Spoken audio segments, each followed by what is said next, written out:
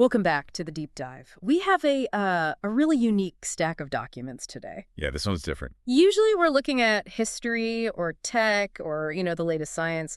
Today we're looking at a linguistic high-wire act. That's a good way to put it. And frankly, the more I read about this, the more I felt like I was watching someone try to defuse a bomb while solving a Rubik's Cube. That is probably the best way to describe it. It's a massive undertaking. We're looking at a specific moment in 1945 where two massive ancient civilizations just collided in the mind of one man.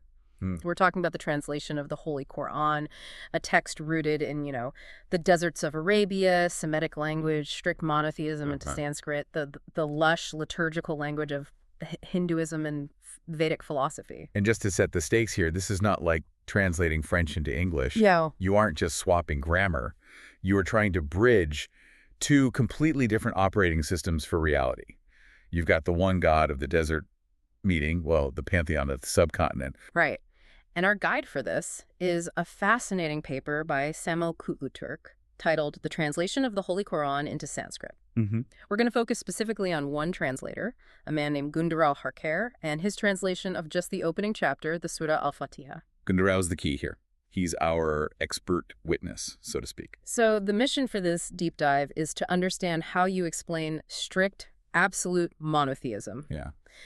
Using a vocabulary built for a pantheistic or, a polytheistic worldview. Yeah. How do you rewrite the DNA of a religion using the words of another without, breaking both? Precisely. It is a masterclass in cultural mediation. It forces us to ask, are these religions as different as we think, or is it, at some level, just a language barrier? Okay, so let's start with the context, because the where and who here matter just as much as the what. We're in the Hyderabad Nizamate. Right, pre-independence India. And this is crucial background. The Hyderabad Nizamate was a princely state, effectively its own country within British India. Okay. And it had this very specific dynamic. A Muslim ruler, the Nizam, governing a population that was overwhelmingly Hindu. Which, historically speaking, sounds like a recipe for tension. It certainly could be, and often was. But it also created this weirdly fertile ground for intellectual exchange. The Nizam wanted his administration to work, and he wanted the culture of the ruling class to be understood by the populace.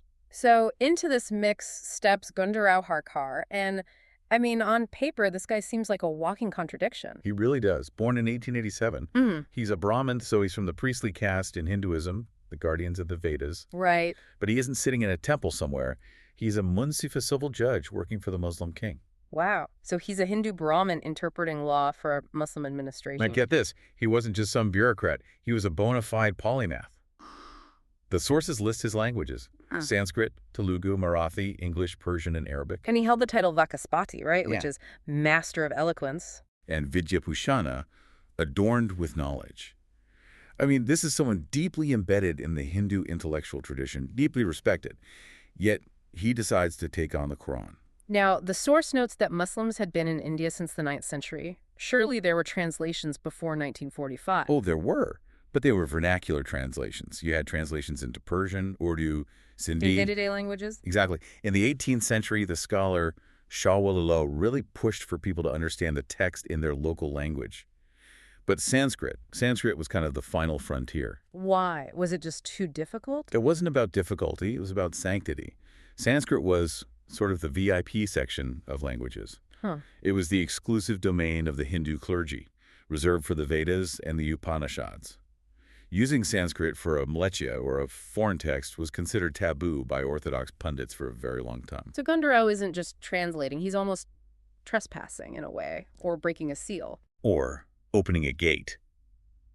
By the mid-20th century, there was this movement among the intelligentsia to find common ground. His translation was for the Sanskrit literate elite, the Brahmins, the scholars. Right. He wanted to show them, in their own sacred language, what Islam actually was.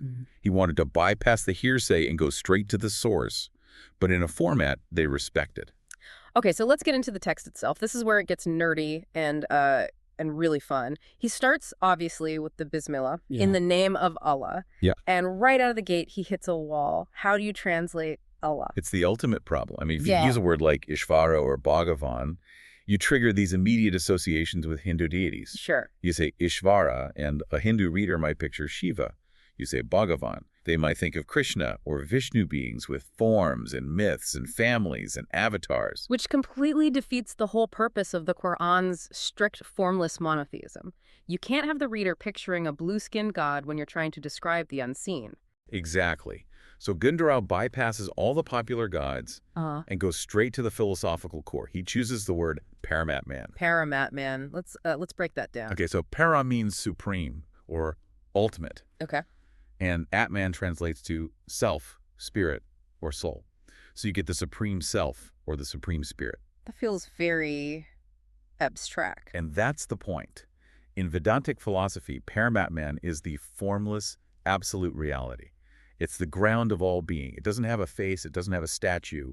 It encompasses everything. So by choosing that word, he's stripping away all the anthropomorphic baggage. He is aligning the Islamic definition of God uncreated, formless, absolute, with the highest abstract concept in Hinduism. He's saying, look, the Allah of the Qur'an is the same reality as the Paramatman of the Upanishads. That is a massive theological bridge to build with just one word. It's like he's saying, we aren't talking about your gods versus my God. We are talking about the source. Exactly. Yeah. But then he immediately runs into the next phrase, Rab al-Alamin, Lord of the worlds. And here, the source says he does something that made me do a double take. He translates worlds using the concept of devas. He does. But wait a minute, I thought deva meant God, like a deity. If he just got rid of the gods to use Paramatman, why is he bringing devas back in? In common parlance, yes, deva means God. But Gunderao is playing 4D chess here. Okay. He translates Rab al-Alamin as the ruler of the world of humans, animals, and devas. But he clarifies in his commentary that he is not talking about independent gods. So what are they then? He goes back to the etymological root of deva, which is devan meaning to shine or to be luminous. He argues that in this context, devas refers to luminous beings. Luminous beings? That sounds a lot like angels. Exactly. He maps the Islamic concept of angels, beings of light who serve God onto the Sanskrit term deva. He effectively demotes the devas from gods to servants of the Paramatman. That is incredibly bold. He's redefining his own religious vocabulary to fit the text. He's telling his readers, you know those beings you worship. In this system, they're the staff, not the boss. It is. He's telling his Hindu readers, in this worldview, the hierarchy is different. The devas exist, but they are created beings. It preserves the Islamic hierarchy.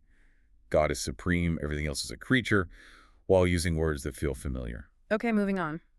We have the famous attributes, Ar-Rahman and Ar-Rahim, usually translated as the most gracious, the most merciful. Now, I'll be honest, I've always found these hard to distinguish in English. They just sound like synonyms, two ways of saying nice. They often do in English, Yes. yeah. But in Islamic theology, there's a very specific nuance. Rahman is usually understood as general mercy.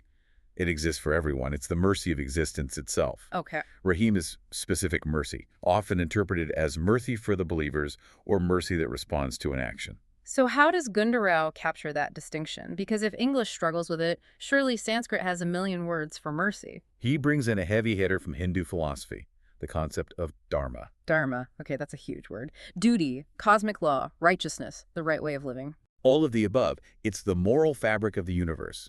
Now, for Ar-Rahman, he uses the phrase apara karuna paravara. Apara karuna paravara. I'm not going to try saying that 5 times fast. What does it mean? It translates to the ocean of boundless compassion. Para implies an ocean, a shoreless expanse.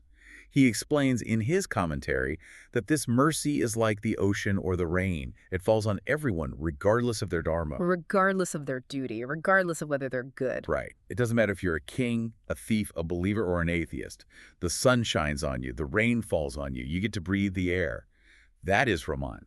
It is independent of your actions. It's unconditional. And Rahim. For Rahim, he uses karunavat, which means possessing mercy. But here's the kicker. He distinguishes it by saying, this mercy interacts with dharma. It's the mercy that responds to those who follow the path of righteousness. Ah, I see. So Rahman is the operating system of the universe. It just runs, no login required. That's a great way to put it. And Rahim is the user interface. It responds to your input. It does. And by anchoring it in dharma, he makes it instantly clickable for a Hindu scholar. They understand that some things are cosmic constants and some things are karmic results. He's using their own ethical framework to explain Islamic theology. Speaking of karma, we have to talk about the timeline, because this seems like the place where the two worldviews would just fundamentally crash and burn. The collision of time, yes. This is probably the hardest part. Because Hinduism is generally cyclical, right? Yeah. You have kalpa creation, destruction, rebirth. It's a wheel. You die, you come back. Right. And Islam is linear. Creation, history, judgment day, the end. You can't really merge those. You can't have a little bit of reincarnation in Islamic theology. You have to pick a lane. So what does Gunderao do with the phrase master of the day of judgment? Does he try to fudge it? No, he completely respects the source text. He steps out of the cyclical worldview entirely for this verse.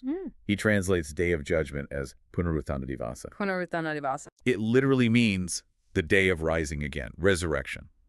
And in his notes, he explicitly describes a cosmic dissolution, a singularity where the universe ends. He's very clear. This happens once. But here's where the deep dive aspect really kicks in. He uses a specific word to describe God on that day. Yes. Fātiḥa. The giver of fruits. The giver of fruits. Which sounds kind of pleasant, like a guy handing out mangoes. But I suspect it means something else. It does. In Sanskrit philosophy, phala, fruit, is the technical term for the result of an action. It's the output of karma. If you plant a seed, which is an action, it bears fruit. So God is the one who hands out the karmic results at the end. Exactly. He's taking the mechanics of Hindu ethics, cause and effect, karma and phala, and installing them into the Islamic linear timeline. He's saying, on that final day of dissolution, the Paramatman becomes the Fātiḥa. That is brilliant. He's using the logic of karma to explain the mechanism of Judgment Day. It removes the arbitrariness. For a Hindu reader, judgment might sound like a king just deciding who he likes, but giving the fruit, that implies justice. You get exactly what you grew. I love that image. It bridges the gap between judgment and consequence. It makes the concept of a final judgment feel less like a courtroom and more like a harvest. It appeals to the Hindu sense of cosmic justice perfectly, even though the timeline itself is completely different. So we've got the Supreme Self, the luminous beings, the ocean of mercy, and the giver of fruits. Now we get to the people. The Sūrat talks about the straight path, Sūrat al-Mustaqim, which he translates as Supantha, the good path or beautiful path. And it describes the people on that path as those upon whom you bestowed favors. And this is where the emotional texture changes. He translates that phrase, those upon whom you bestowed favors, as Priya. Meaning? Beloveds. That's surprisingly intimate. The path of the beloveds. It connects directly to the bhakti tradition in Hinduism. You have to remember, Hinduism isn't just dry philosophy. You have the whole bhakti movement, the path of loving devotion. It's personal. It's emotional. By using Priya, Gunderao is suggesting that the favor of the Qur'an isn't just guidance or wealth. The favor is being loved by God. It reframes the whole relationship. It's not just master and servant, it's lover and beloved. He calls them exclusive devotees of the Supreme. It just adds this layer of warmth that a dry, literal translation might miss. But now, okay, hold on to your hats. We have to go to the dark side, the end of the Sūra, the path of those who earned wrath and those who went astray. Yes, and this is historically the most difficult part of the text to translate diplomatically. Traditional Islamic exegesis often identifies those who earned wrath as the Jews and those who went astray as the Christians. Right. Does Gunderao keep that interpretation? Or does he sort of scrub it to be polite? He actually keeps it. He references it in his notes, Yahudi and Nasara. But, and this is the biggest aha moment of the entire paper for me, he explains why using formal Indian logic. Indian logic? You mean like a specific school of philosophy? Yes, specifically the Nyaya school. Nyaya deals with epistemology, how we know what we know and how we make errors. Gunderao uses this toolkit to categorize the wrath and the astray. Okay, walk me through this. How does Indian logic explain wrath? Gunderao defines the state of wrath using the term atyantapava. Atyantapava sounds heavy. It means absolute non-existence. In Nyaya logic, it refers to something that is fundamentally absent. So Gunderao argues that this group implies an ontological absence of knowledge regarding the true path. So it's not just that they're bad people, it's that the connection to the truth is broken or blocked. Gone. He suggests that due to historical obstinacy or baggage, the capacity to receive the truth has faced a total blockage. It's an absolute absence. The signal isn't getting through at all. And the astray, the Christian. For them, he uses a different logical category. He describes a state where the capacity for knowledge exists, but it's deviated. They are engaging with non-truth. So the receiver works, but it's tuned to the wrong station. Essentially.